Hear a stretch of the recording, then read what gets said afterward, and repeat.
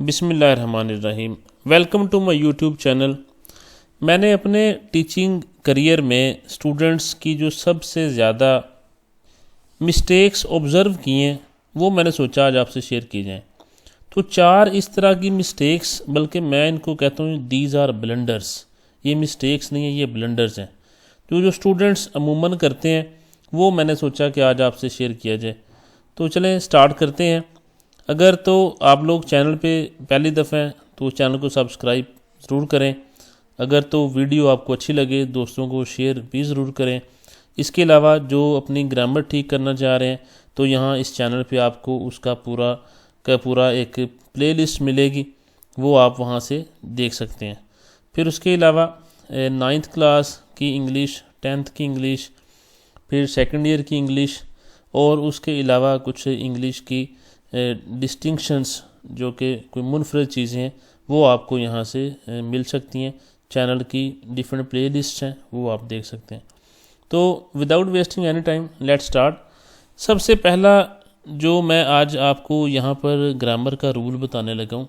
वैसे तो सैकड़ों रूल्स हैं ग्रामर के, सारे यहाँ डिस्कस भी नहीं हो सकते।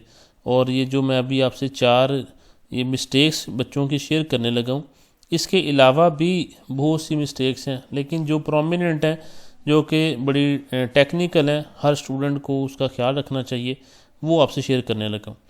अगर कहीं सेंटेंस में ही, शी, इट या कोई सिंगुलर नेम लिखा हो या नाउन लिखा हो तो उसके साथ हमेशा या तो वर्ब की 5th फॉर्म आएगी या वर्ब की 2nd फॉर्म आएगी। अगर तो प्रेजेंट में है तो वर्ब की 5th फॉर्म आएगी, अगर पास्ट में है तो वर्ब की 2nd फॉर्म आएगी।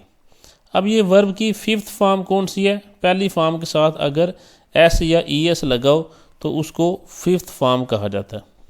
ठीक है जी। तो ये तो आपको रूल पहला समझ आ गया कि ही, शी, इट या सिंगुलर नाउन के साथ या वर्ब की 5वीं फॉर्म आएगी या वर्ब की 2nd फॉर्म आएगी। इसके अलावा दुनिया की कोई फॉर्म नहीं आ सकती। यहाँ मैंने कुछ एग्जाम्पल्स भी लिखी हुई हैं। जैसे देखिए, ही विज़िट कराची डेली। अब विज़िट के साथ एस ए ई एस आना है, क्यों? क्योंकि पीछे ही है, तो ही विज़िट्स कराची डेली, तो ये करेक्ट है। इसी तरह the Quaid e Azam work hard. अब कायदे आज़म माजी की बात है तो the Quaid e Azam worked hard. Faisal teach English. Faisal भी एक सिंगुलर नाउन है, इस वजह से फैसल टीच इंग्लिश। या अगर पास्ट की बात करें, फैसल ने इंग्लिश पढ़ाई, अंग्रेज़ी पढ़ाई, तो फैसल टॉट इंग्लिश। तो ये तो बात अक्सर स्टूडेंट्स गलती ये करते हैं, इसको आप ध्यान से समझ लें कि अगर कहीं ही, शी, इट या कोई सिंगुलर नेम है और उसके साथ आप कोई वर्ब लगाने लगे हैं तो या वो वर्ब की 2nd फॉर्म होगी या वर्ब की 5th फॉर्म होगी। दूसरी जो गलती बच्चे करते हैं वो है कि टू के साथ वर्ब की या तो 1st फॉर्म आती है या रेयर केसेस में 4th फॉर्म आती है। 98-99% टू के साथ वर्ब की 1st फॉर्म आती है। स्टूडेंट्स जहाँ कहीं भी टू लिखें उसके बाद ना अपना पेन थोड़ी देर के लिए स्टॉप करें, फिर देखें कि मैं टू के साथ वर्ब की 1st फॉर्म लिखने लगा हूँ या लिखने लगी हूँ या वर्ब की 4th फॉर्म।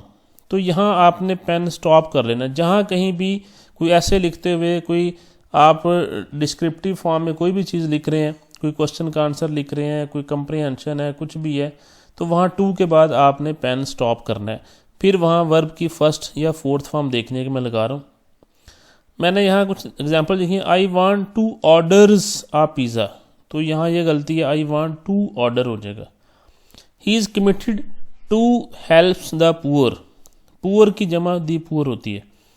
टू के बाद पहली फॉर्म मैंने बताई तो टू हेल्पिंग, ये 4th फॉर्म है। अच्छा, ये 4th कहाँ लगती है? टू के बाद 1st फॉर्म कहाँ लगती है? इस पे अलहदा से वीडियो मैं बना के यहाँ शेयर करूँगा, लाजमी करूँगा। I am opposed to changes laws. I am opposed to changing लाज।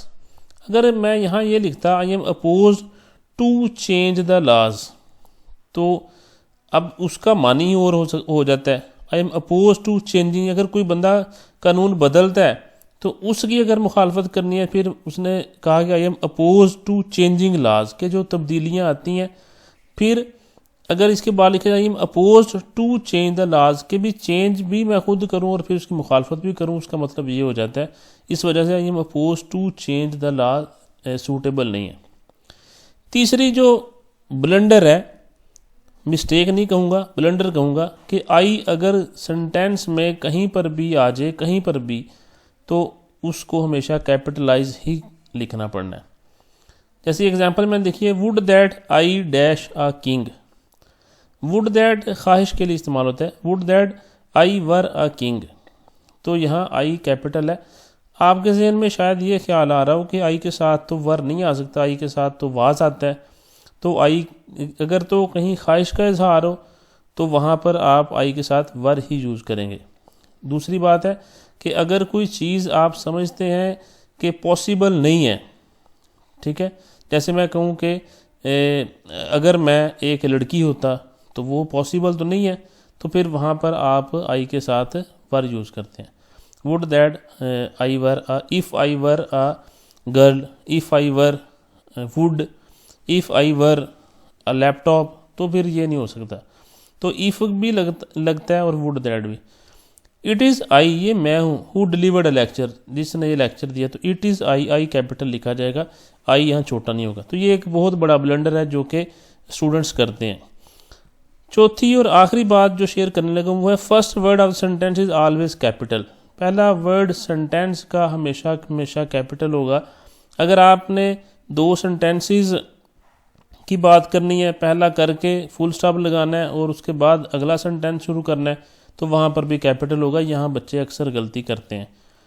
तो Iqbal is our national poet, तो फिर इकबाल का आई बड़ा लिखा जाएगा क्योंकि ये तो जुमला इससे शुरू हो रहा है। The teacher is teaching the class, he seems intelligent. अब टीचर के बारे में बताया जाए तो फिर यहाँ पर दूसरा जब सेंटेंस शुरू किया तो ही का एच आपको कैपिटल लिखना पड़ेगा। ये बहुत माइनर सी मिस्टेक्स हैं, लेकिन बच्चे करते बहुत ज़्यादा हैं। इस वजह से मैंने सोचा कि आप लोगों से शेयर किया जाए। तो उम्मीद करता हूँ कि आपको लोगों को कंटेंट अच्छा लगा होगा। अगर वीडियो पसंद आई तो लाइक करें, शेयर भी करें और चैनल को सब्सक्राइब भी करें। Thank you so much.